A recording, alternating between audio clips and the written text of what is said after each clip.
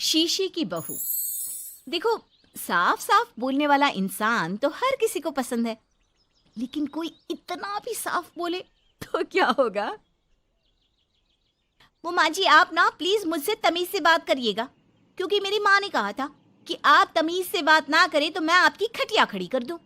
हम माँ जी, मैं रोज रोज इतनी भारी खटिया कैसे खड़ी करूंगी, समझ रही हैं ना आप? अरे क्या क्या बोली जा रही है बहू? तबीयत तो ठीक है ना? हाँ माँ जी, मैं तो साफ बात करती हूँ। आप तो जानती है ना, मुझे बात को घुमाना नहीं आता। अरे तुझे बात नहीं घुमानी आती तो मुझे हाथ घुमाना आता है बहू। टेंशन ना ले। और हाँ, इस घर में कोई पैदा नहीं हुआ जो मेरी खटिया खड़ी कर दे, समझी? जा जाकर काम कर। बहू किचन में चली जाती है। सामने खड़ी होती है काम वाली, धीरे धीरे हंस रही होती है। काम वाली हो, महारानी बनने की कोशिश मत करो, समझी? और सुन, ये मेरी सास शादी के पहले ऐसा तो नहीं बोलती थी ना कि बहू आ जाएगी तो तेरा काम खत्म हो जाएगा, क्यों? वो तो ऐसा नहीं बोलती थी, लेकिन जिस तरह आप बोलती हो ना भाभी, ये आसार भी जल्दी आ जाएंगे। ए, चुप कर, काम कर अपना। वैसे तुझे मेरी माँ ने देखा था शादी के वक्त। अच्छा, तो क्या कह रही थी भाभी वो? यही कि नौकरानी के लिए तेरी सास बनारसी साड़ी मांग रही है। और नौकरानी की शक्ल तो देखो। इस शक्ल में कहां से ये बनारसी पहनेगी? नौकरानी को गुस्सा आ जाता है। उसी शक्ल में जिस शक्ल में आप ये सिल्क पहनकर घूम रही हो। वैसे बनारसी मांगकर मुझे तो गंदी सी काटन पकड़ा दिया था इसने। अभी बात करती हूँ। और क्या बात कर? हम लोगों से तो बोला था कि नौकरानी बहुत प्यारी है हमारी, 10 साल से काम कर रही है, तो उसके लिए कम से कम बनारसी तो चाहिए ही चाहिए। मेरी माँ से 25,000 की साड़ी ली थी तुम्हारे नाम से। नौकरानी चढ़ जाती है झाड़ पर। वो तो सास से लड़ने पहुंच जाती है। क्यों मालकिन, बहू की माँ ने मेरे लिए भी कुछ भेजा था, दिया नहीं आपने? हाँ हाँ, दिया तो था। 200 रुपए की साड़ी दी थी, वो तो मैंने अपने पास से तुझे एक्स्ट्रा दिया था। तभी बहू आ जाती है। कैसी बात करिए माँ जी, माँ ने तो आपको इनके लिए 25,000 की साड़ी दी थी, देती क्यों नहीं? देनी ही पड़ेगी, वरना मैं कल से नहीं आएगी काम पर। हाय रे, 25,000 की साड़ी तेरी माँ देगी, वो भी नौकरानी के लिए? अरे साड़ी से 2,000 की साड़ी बनारसी मेरे लिए लाई थी, मुझे नहीं आई पसंद, तो कहती है या तो पहन लो या नौकरानी को दे दो। अब जैसी थी रख ली। नौकरानी के लिए तो 200 की साड़ी दी थी तेरी अम्मा ने। देख, मेरे पास तो वीडियो भी है देते हुए। ये बोलकर सास नौकरानी को मोबाइल में वीडियो दिखा देती है। हाय रे भाभी, शर्म कर लो शर्म। कैसा गेम खेल गई तुम तो। बाहर से तो बड़ी सीधी दिखती हो मालकिन। अब मुझे जो मेरी माँ ने बोला था मैंने बता दिया। वैसे भी ना मुझे बात को घुमाने की आदत तो है नहीं। बहू साफ बोलती थी, उसे जो उसकी माँ बोलती बता देती। लेकिन अब घर में क्या होने वाला है वो भी देखते हैं। कितनी सुंदर हो तुम सांवली। पता नहीं तुम्हारी माँ ने तुम्हारा नाम सांवली क्यों रखा। वो क्या था ना, जब मैं पैदा हुई थी तो रंग थोड़ा दबा था, लेकिन बाद में खिल गया। वैसे तुम्हारे घर में सबका रंग काला सा क्यों है? वो मेरी माँ काली थी, पापा तो गोरे थे, लेकिन सब माँ पर चले गए इसलिए। लेकिन फिर भी फीचर शार्प है हम लोगों के। हाँ हाँ, क्यों नहीं, वो तो है, सांवली सलोनी। अगले रोज बहू काम कर रही थी कि सास। वो मिश्रा की बहू कितनी चमकती है, पता नहीं क्या लगाती है। माँ जी, क्या करना है चमक कर? आप लोग तो ऐसे ही अच्छे लगते हैं, काले काले। काले काले से क्या मतलब है बहू? अरे बस रंग हल्का सा दबा है। हाँ माँ जी, मैं वो नहीं कह रही हूँ।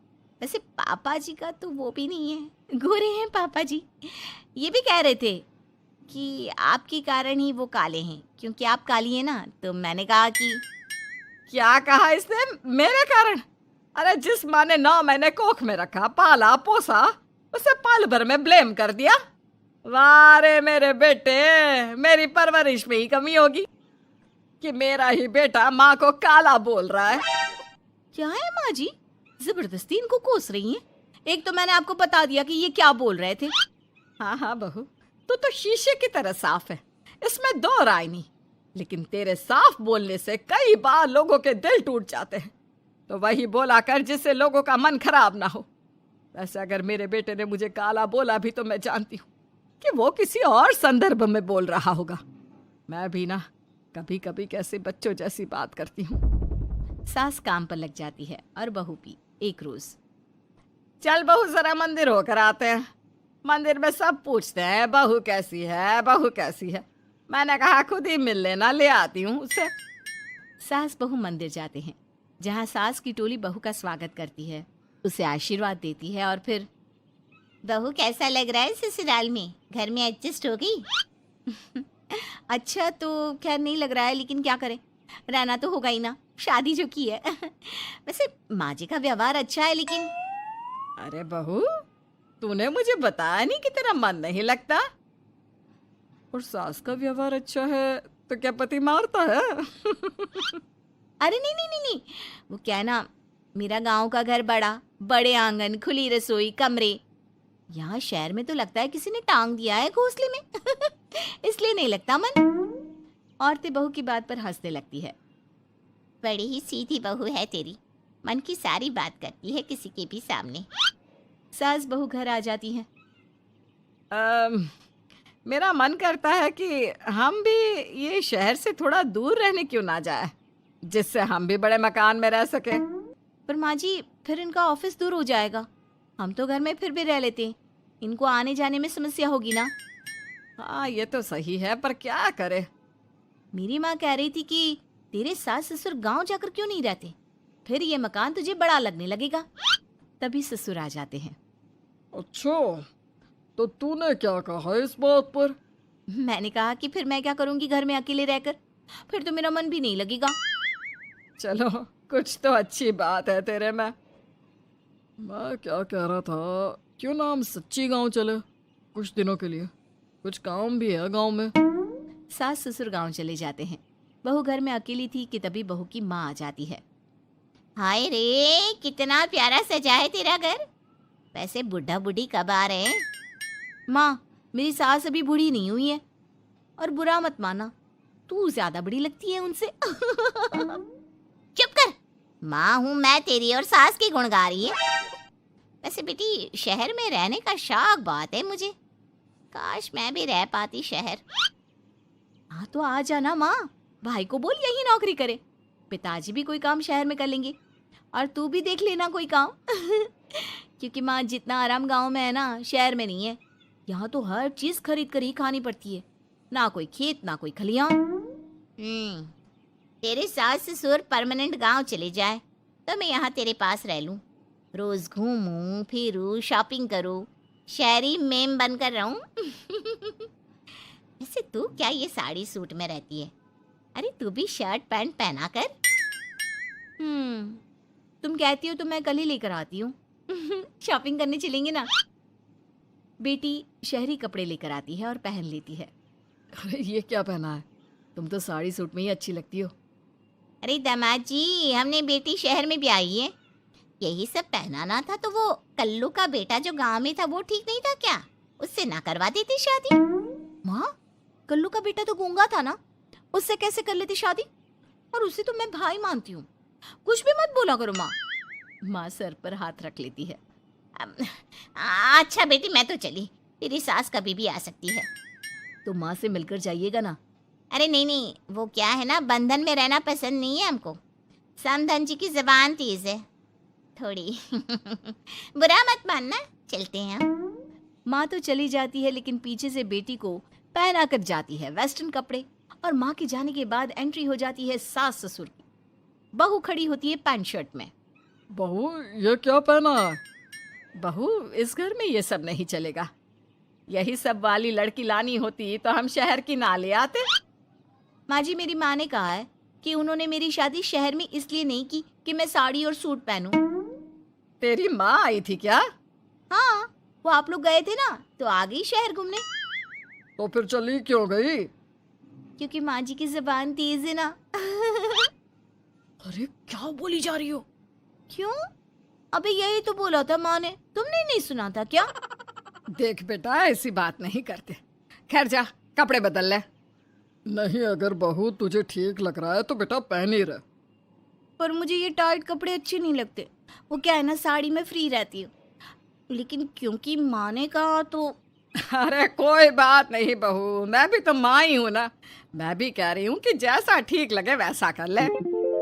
सास ससुर मुस्कुरा देते हैं कि बहू शीशे सी साफ है।